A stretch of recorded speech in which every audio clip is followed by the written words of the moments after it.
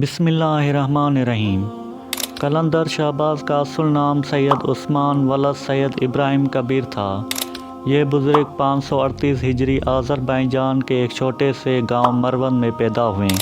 कलंदर शहबाज छोटे ही उम्र में कुरान शरीफ हिफ्ज़ किया और आलिम बने। वो अक्सर टाइम फ़कीरों और दरवेशों के मिजाज में गुजारता था और लाल शहबाज कलंदर सदस उसका लक़ब हुआ करता था। ये बुज़ुर्ग अल्लाह ताला के एक नेक बंदों में से था।